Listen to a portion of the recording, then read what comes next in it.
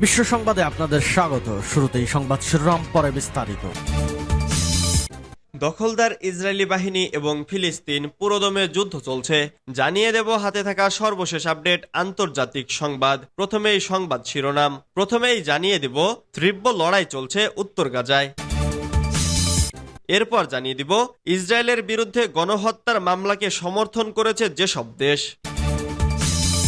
এদিকে ইসরায়েলি হামলার মুখে রাফা থেকে পালিয়েছে ৩ লাখ ফিলিস্তিনি, জানিয়েছে জাতিসংঘ। এরপর জানিয়ে দিব রাফার আরো গভীরে প্রবেশ করছে ইসরায়েলি বাহিনী। আরো জানিয়ে দিব ইউক্রেনের পরিস্থিতি নাজুক, বলেছেন সামরিক প্রধান সিরস্কি। সর্বশেষ জানিয়ে দিব রাফায় ইসরায়েলি আক্রমণে হামাস নির্মূল হবে না, বলেছেন ব্লিংকেন। এতক্ষণ শুনছিলেন সংবাদ শিরোনাম, এবারে বিস্তারিত। তবে অনুরোধ থাকবে ভিডিওটিতে একটি লাইক করবেন এবং কমেন্ট করে জানিয়ে দিবেন কোন জেলা থেকে আপনি আমাদের এই ভিডিওটি দেখছেন।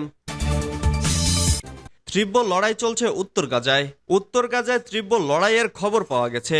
সেখানে ইসরায়েলি সামরিক বাহিনী কিছু এলাকা খালি করার আহ্বান জানিয়েছে। এদিকে গাজার হামাস পরিচালিত স্বাস্থ্য মন্ত্রণালয় মৃত্যুর সংখ্যা ৩৫,০০০-এরও বেশি বলে উল্লেখ করেছেন। ইসরায়েলের সংবাদ মাধ্যম হারেজ জানিয়েছে গাজা ভূখণ্ডের উত্তর দিকে প্রবল লড়াই চলছে। রোববার রাতে ইসরায়েলের সেনা জাবাইলিতে আক্রমণ করেছে। ইসরায়েলের সেনার মুখপাত্র এর আগে জানিয়েছিল ইসরায়েলের যুদ্ধ বিমান জাবাইলিয়ার বিভিন্ন টার্গেটে বোমা ফেলছে। জাবাইলিয়া খুবই ঘনবসতিপূর্ণ এলাকা। এখানে শরণার্থী শিবিরও ছিল। সাধারণ মানুষকে এলাকা থেকে চলে যেতে বলা হয়েছিল। টাইমস অব ইসরায়েল রোববার জানিয়েছে ইসরায়েলি ডিফেন্স ফোর্স ১ থেকে ১.৫ লাখ ফিলিস্তিনিকে জাবাইলিয়া এলাকা থেকে চলে যেতে বলেছে। জাবাইলিয়াতে হামাসের সাথে ইসরায়েলি সেনার তীব্র লড়াই হচ্ছে।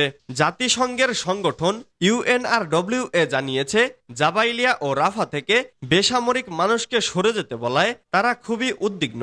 মার্কিন পররাষ্ট্রমন্ত্রী ব্লিংকেন এবিসি টেলিভিশনকে বলেছেন ১০ লাখ মানুষ সেখানে আশ্রয় নিয়েছেন। তাদের সুরক্ষায় কোনো বিশ্বাসযোগ্য পরিকল্পনা ইসরায়েলের নেই। ব্লিংকেন বলেছেন মার্কিন প্রেসিডেন্ট বাইডেন এটা স্পষ্ট করে দিয়েছেন যে ইসরায়েল যদি রাফায় বড় ধরনের আক্রমণ করে তাহলে সেই অপারেশনে ব্যবহার করার মতো জিনিস এবং অস্ত্র আমরা দেব না।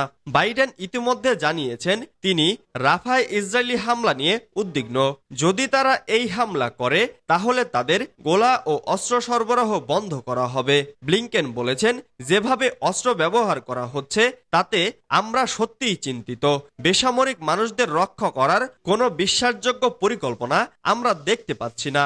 CBS কে আলাদা একটি সাক্ষাৎকারে তিনি বলেছেন প্রাথমিকভাবে ইসরায়েল কিছু সাফল্য পেয়েছে, কিন্তু তাতে প্রচুর বেসামরিক মানুষ মারা গেছেন।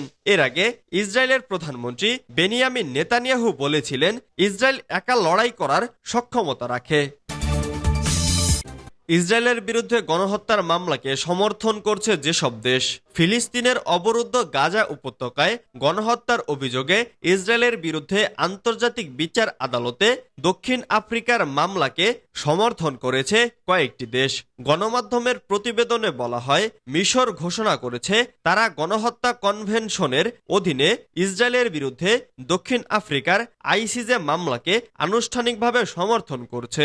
এছাড়া আরও ৩ দেশ ইতোমধ্যে এ মামলাকে আনুষ্ঠানিকভাবে সমর্থন করেছে। দেশ ৩টি হলো কলম্বিয়া, লিবিয়া ও নিকারাগুয়া। এদিকে তুরস্কও বলেছে তারাও এ মামলাকে সমর্থন দেওয়ার পরিকল্পনা করছে। ইসরায়েল গাজায় গণহত্যা চালাচ্ছে বলে গত ৮ জানুয়ারি ICJ-তে অভিযোগ জানায় দক্ষিণ আফ্রিকা।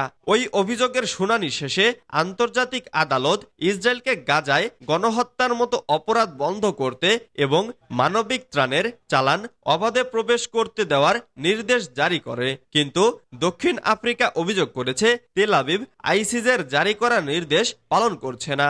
এদিকে ইসরায়েল ও হামাস কয়েক দফা আলোচনায় বসার পরও এখনো যুদ্ধবিরতি চুক্তিতে পৌঁছাতে পারেনি। গত বছরের ৭ অক্টোবর থেকে ইসরায়েল গাজায় নির্বিচারে আগ্রাসন শুরু করে। এতে রিপোর্ট লেখা পর্যন্ত ৩৫,০০০-এর বেশি ফিলিস্তিনি নিহত হয়েছেন। এদের ৭০% নারী ও শিশু। এছাড়া আহত হয়েছেন আরও ৭৯,০০০ মানুষ। সূত্র আল জাজিরা। ইসরায়েলি হামলার মুখে রাফা থেকে পালিয়েছে 3 লাখ ফিলিস্তিনি, বলেছে জাতিসংঘ। ইসরায়েলি হামলার মুখে গাজার সর্বদক্ষিণে রাফা শহর থেকে কমপক্ষে 3 লাখ ফিলিস্তিনি পালিয়েছে বলে জানিয়েছেন জাতিসংঘ। গণমাধ্যমের প্রতিবেদনে বলা হয়েছে, জাতিসংঘ জানিয়েছে ইসরায়েল গাজার দক্ষিণে তার আক্রমণ আরো তীব্র করেছে। সেখানে হামাস যোদ্ধাদের সাথে তুমুল লড়াই চলছে তাদের। এরই মধ্যে রাফা থেকে বাস্তুচ্যুত হয়েছে কমপক্ষে 3 লাখ ফিলিস্তিনি। জাতিসংঘ সতর্ক করে বলেছে, গাজার দক্ষিণাঞ্চলীয় এ নগরীতে ব্যাপক অভিযান চালানো হলে বড় ধরনের মানবিক বিপর্যয়ের ঝুঁকি রয়েছে।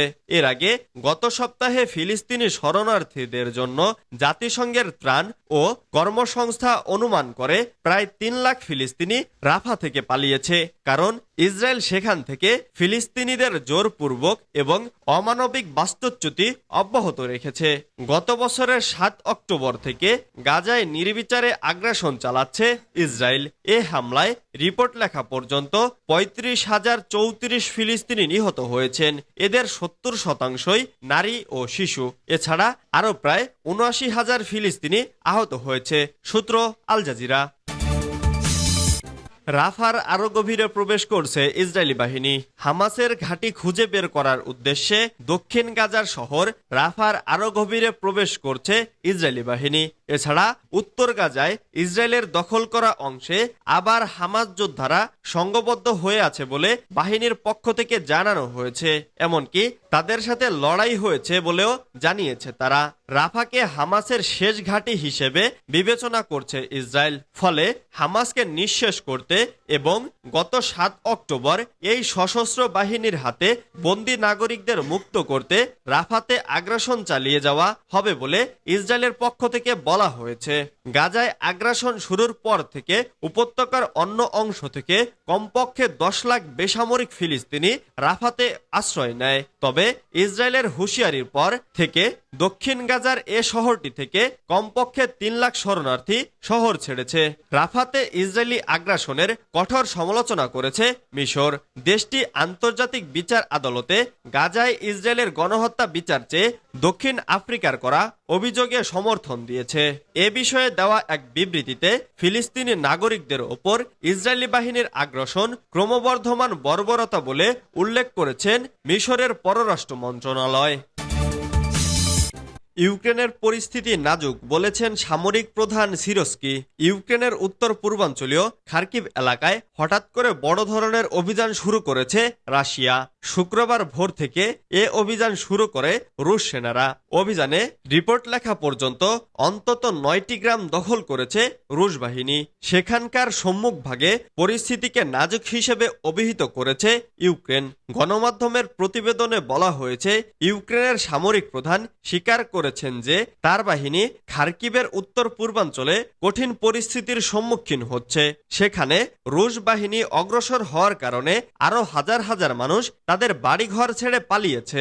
আলেকজান্ডার সিরস্কি রবিবার টেলিগ্রামে লেখেন, এ সপ্তাহে খার্কিভ অঞ্চলের পরিস্থিতি উল্লেখযোগ্যভাবে খারাপ হয়েছে। রাশিয়ান ফেডারেশনের সঙ্গে সীমান্ত এলাকায় যুদ্ধ করেছে ইউক্রেন। রাশিয়ার আক্রমণকারীরা কিছু এলাকায় আংশিক সাফল্য অর্জন করেছে জানিয়েছেন তিনি। ইউক্রেনের প্রতিরক্ষা বাহিনী প্রতিরক্ষামূলক লাইন এবং অবস্থান ধরে রাখার জন্য যথাসাধ্য চেষ্টা করছে। রাফায় ইসরায়েলি আক্রমণে হামাস নির্মূল হবে না, বলেছেন ব্লিংকেন। মার্কিন পররাষ্ট্রমন্ত্রী অ্যান্টনি ব্লিংকেন বলেছেন, ফিলিস্তিনের গাজা উপত্যকার রাফা শহরে সর্বাত্মক ইসরায়েলি আক্রমণে হামাস নির্মূল হবে না, বরং তা নৈরাজ্য উস্কে দেবে।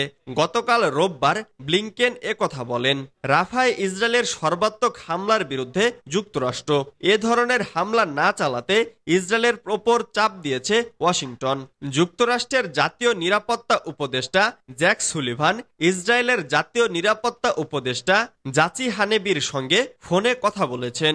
এ ফোনালাপে রাফায় ইসরায়েলের সঙ্গে সম্ভাব্য বড় আক্রমণের বিষয়ে ওয়াশিংটনের উদ্বেগের কথা হানেবিকে জানিয়েছে সুলিভান। ফোনালাপ নিয়ে হোয়াইট হাউজের পক্ষ থেকে বলা হয়েছে, রাফায় সম্ভাব্য একটি বড় ইসরায়েলি স্থল অভিযান নিয়ে মার্কিন প্রেসিডেন্ট জো বাইডেনের দীর্ঘদিনের উদ্বেগের কথা সুলিভান আবার বলেছেন।